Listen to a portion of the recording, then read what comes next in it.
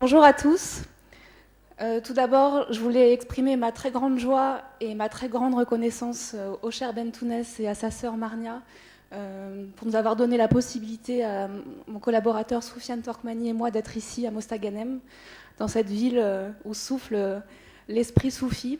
Les rencontres sont passionnantes et ça nous donne beaucoup d'énergie et beaucoup de stimulation à la fois spirituelle et intellectuelle pour le projet parisien dont nous avons la charge.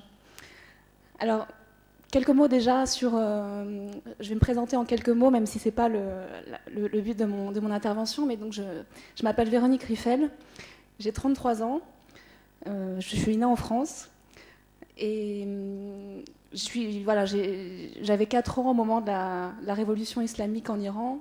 J'ai grandi avec la guerre du Golfe, j'ai grandi avec ce que le journaliste Thomas Deltombe appelle la construction de l'islamophobie médiatique en France, où la majorité des discours sur l'islam étaient toujours des discours sensationnalistes, de rejet.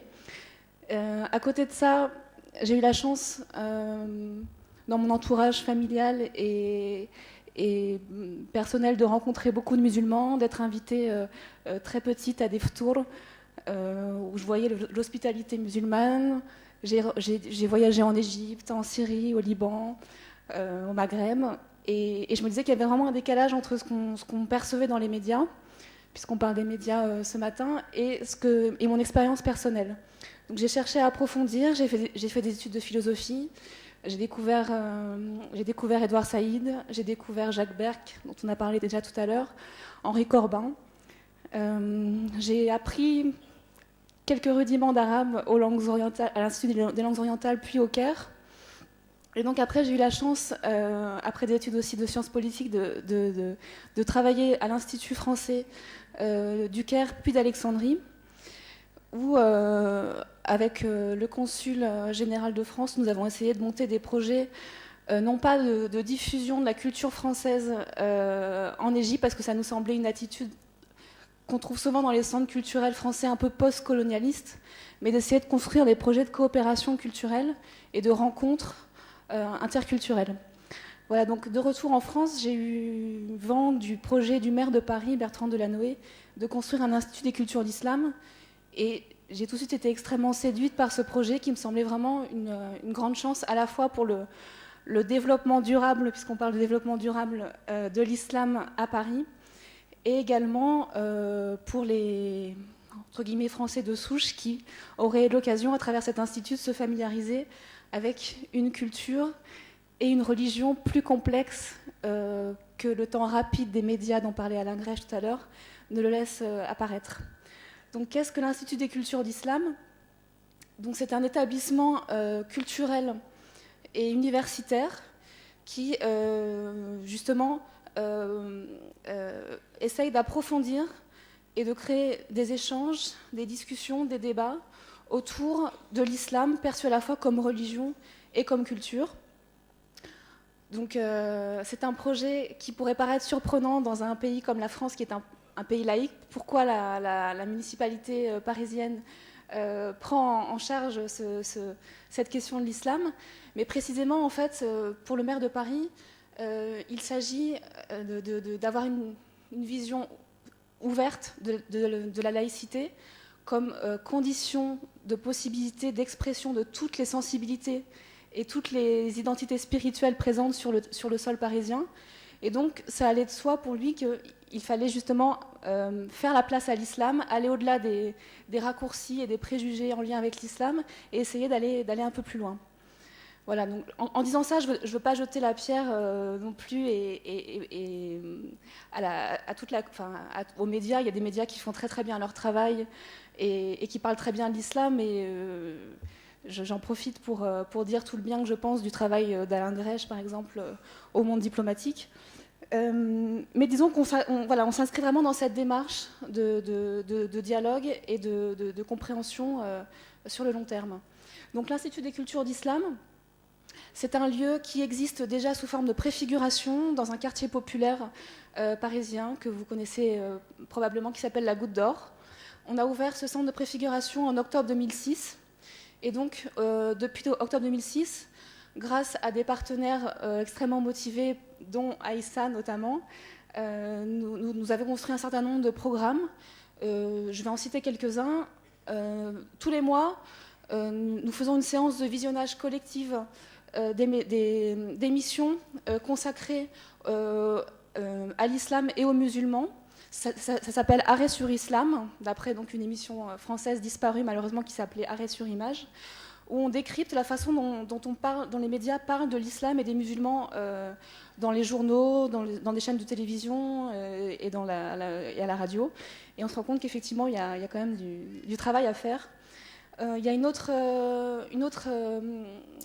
programme qu'on a mis en place avec Aïssa, justement, qui s'appelle Lecture du Coran, où on profite en fait du fait que l'Institut des cultures d'islam soit un établissement culturel parisien, donc qui touche un public, pas uniquement d'initiés, mais un public large, pour précisément favoriser l'enseignement laïque du fait religieux. C'est-à-dire qu'on ne cherche évidemment pas à faire de prosélytisme, mais on cherche juste à mieux comprendre un texte qui a souvent été instrumentalisé, soit par les islamophobes pour critiquer l'islam, soit également pour les musulmans pour se justifier. Donc là, on essaye d'avoir un dialogue apaisé autour du Coran. Beaucoup de choses encore. On a parlé beaucoup de Palestine ce matin, à raison. On a aussi, l'année dernière, au moment où tout le monde célébrait les 40 ans de la création d'Israël, on a voulu bien sûr parler de la Nakba et de ce que ça représentait la création de l'État d'Israël pour le peuple palestinien. Voilà, beaucoup de choses encore. Je vous invite, si vous passez à Paris, à venir nous voir. Comme ça, vous aurez une vision claire de ce qu'on fait, ou à aller, si vous n'avez pas l'occasion de venir à Paris, sur notre site internet.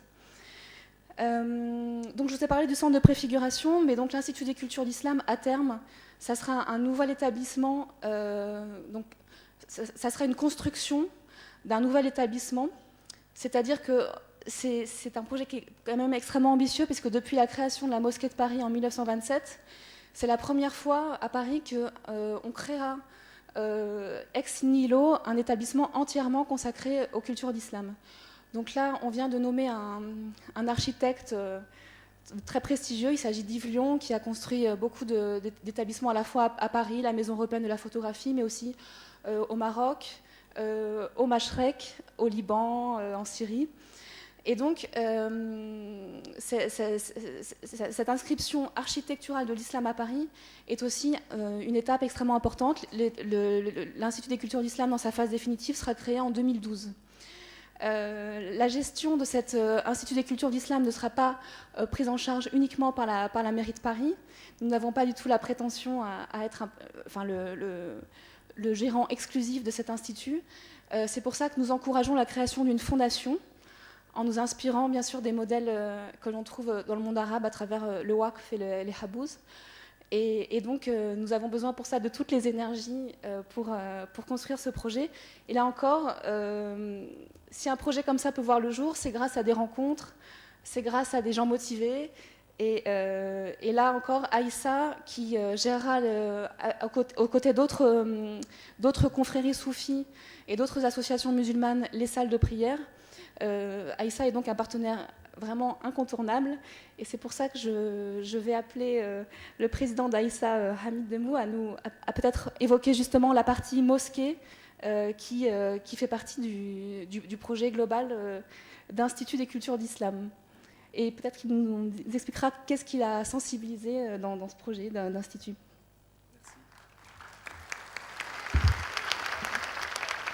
Merci Véronique. Donc effectivement, Aïssa a été dès le départ très sensible aux objectifs de l'Institut des cultures d'islam, et a dès le départ travaillé avec la mairie de Paris et les membres de la mairie de Paris qui travaillent sur ce projet, donc à travers des activités. Et donc cette collaboration est allée plus loin à partir du moment où les prévisions de travaux et de construction sur le site de la Goutte d'Or, donc de ce centre de l'Institut des cultures d'islam, les membres d'Aïssa ont été très enthousiastes parce que ce projet revêt une grande importance puisqu'il permet de faire vivre, connaître dans un quartier populaire une vision de l'islam qui soit une vision de rencontre, d'ouverture et qui permette à chacun de découvrir le vrai sens profond de cet islam qui peut être vécu dans une société française dans un esprit vraiment de partage et de cohabitation et sans à aucun moment être un élément de perturbation ou de gêne, mais en étant en parfaite harmonie avec la société dans laquelle s'inscrit cet islam. Donc nous avons été enthousiastes et aujourd'hui nous travaillons la main dans la main avec bien sûr la mairie de Paris et ses représentants et d'autres associations donc, qui font partie maintenant d'une association qui s'appelle l'Association des musulmans de l'ouverture, qui vont avoir la charge donc des lieux de culte qui seront intégrés dans cet institut des cultures d'islam et qui permettra donc à l'ensemble des habitants de ce quartier, mais certainement plus largement, à venir dans ce lieu, non seulement pour faire les prières, qui est donc la première vocation d'un lieu de culte, mais aussi à découvrir, à étudier, à se former sur tout ce qui concerne cette civilisation millénaire qui est l'islam. Donc il y a énormément de travail et nous avons dès à présent des équipes de Aïssa qui travaillent par exemple sur le Coran et il y a dans les expositions, il y a des ateliers aujourd'hui. Donc nous souhaitons que ce projet soit vraiment une base pour que aussi bien les musulmans que les non-musulmans puissent partager toutes ces cultures qui sont intimement liées à l'islam et à ce message d'ouverture et de tolérance de l'islam. Merci. Merci beaucoup de votre attention. Juste pour terminer, si vous voulez aller plus loin, je vous propose de visiter le stand de l'Institut des cultures d'islam qui se trouve directement à la sortie de l'auditorium et qui est tenu par mon précieux collaborateur, Sofiane Torkmani, qui va se lever, comme ça vous pourrez l'identifier. Voilà, donc n'hésitez pas à aller le voir.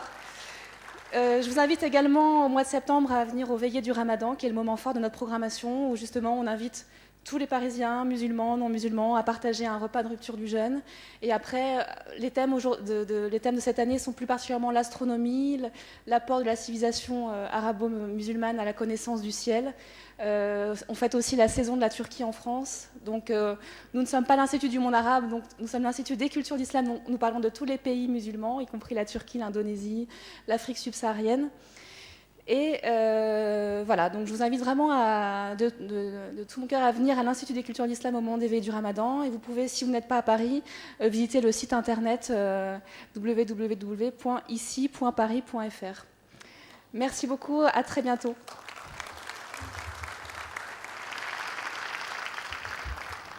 Merci à vous, Véronique Rieffel. Nous prenons acte et nous vous rendrons visite, Inch'Allah. Alors, traduction. إذا بالنسبة للمشروع وهو مشروع بناء مسجد بباريس أو معهد الثقافات الإسلامية انطلاقا مما يروج حول الإسلام. الحمد لله كان لي الشرف والحظ بملاقاة مسلمين خلال موائد رمضان وسافرت ولاحظت الفرق بين ما يقال والحقيقة المعاشة بالدول الإسلامية. إذن وكانت المراكز الثقافة الفرنسية بالبلدان الأخرى كمنبع يعني لبث الثقافة الفرنسية بهذه البلدان. فقلت لماذا لا يجب قلب الموازين وأخذ هذه الثقافة الإسلامية إلى قلب فرنسا، ومن ثم فكرة إنشاء معهد الثقافات الإسلامية التي حتى نمكن الفرنسيين من معرفة الإسلام واكتشافه على أرض الواقع.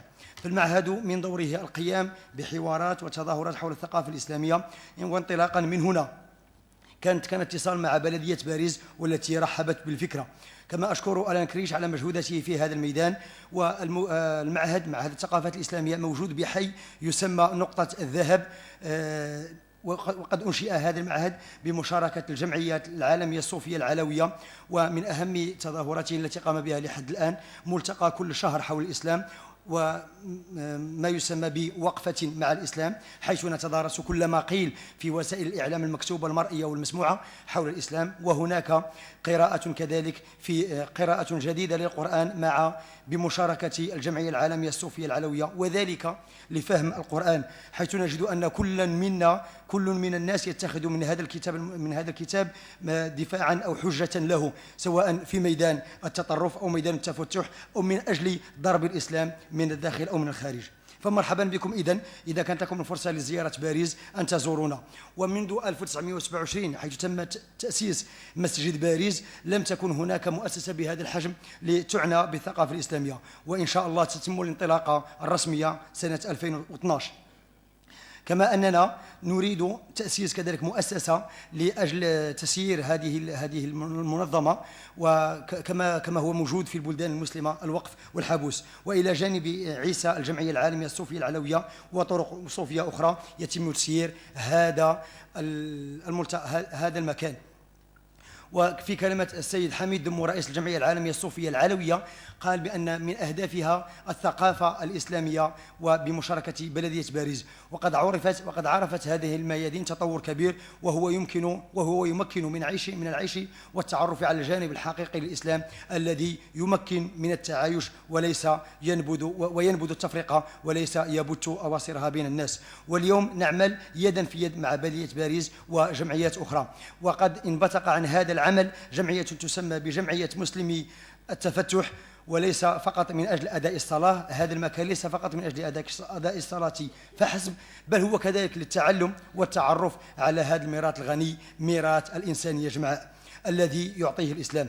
والقرآن كما تلاحظون في هذه المعارض، عيسى الجمعية العالمية الصوفية العلوية لها معرض حول القرآن بقاعة العرض هنا، من أجل أن نمكن المسلمين وغير المسلمين من إدراك رسالة التفتح هذه.